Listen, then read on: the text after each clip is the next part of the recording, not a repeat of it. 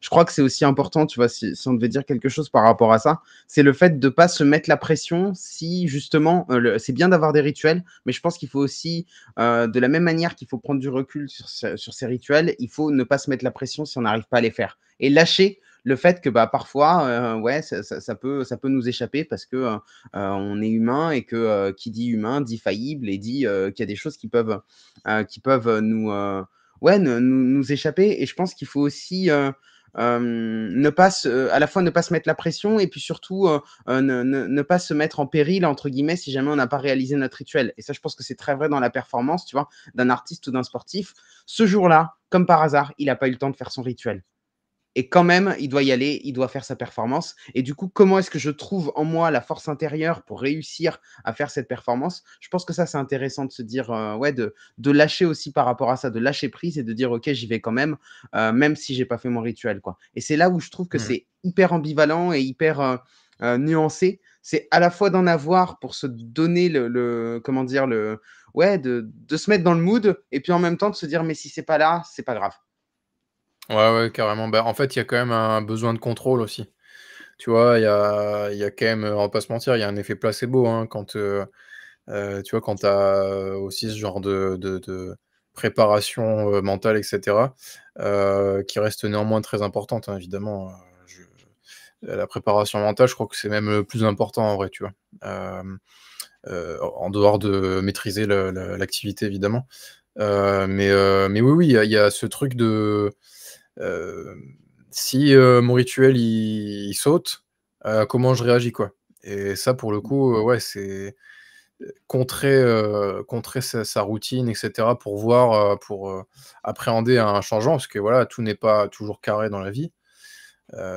Surtout, bah, comme par exemple en théâtre, hein, je dis théâtre parce que c'est quelque chose qui te parle.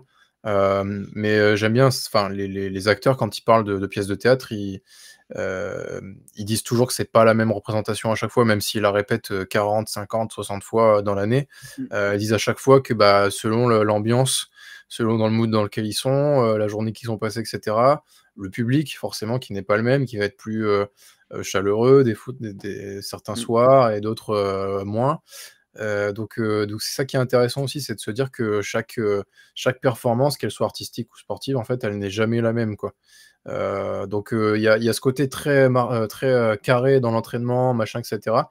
Mais c'est vrai que, je pense dans la préparation mentale, donc comme, avec Anthony, je pense qu'Anthony, à mon avis, ce serait intéressant de le questionner là-dessus.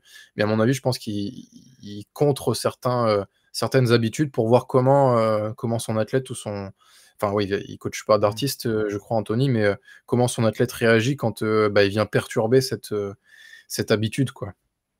Mmh.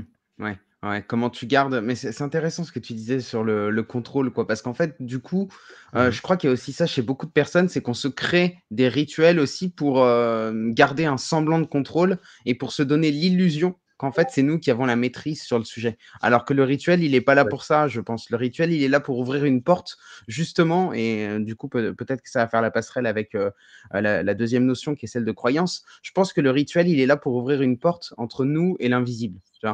Mmh. C'est cette espèce de petit truc, c'est la bougie que tu allumes, de la même manière s'il y en a, alors peut-être qu'il y en a sur ma chaîne, sur la tienne, je sais pas, mais qui sont adeptes de tout ce qui est, magie blanche et même chamanisme. C'est cette petite bougie que tu allumes avec cette petite prière que tu vas faire en espérant que ça aille bien. Tu vois? Par exemple, pour moi, le rituel, c'est de cet ordre-là que ouais, ça appartient à cette même famille, tu vois?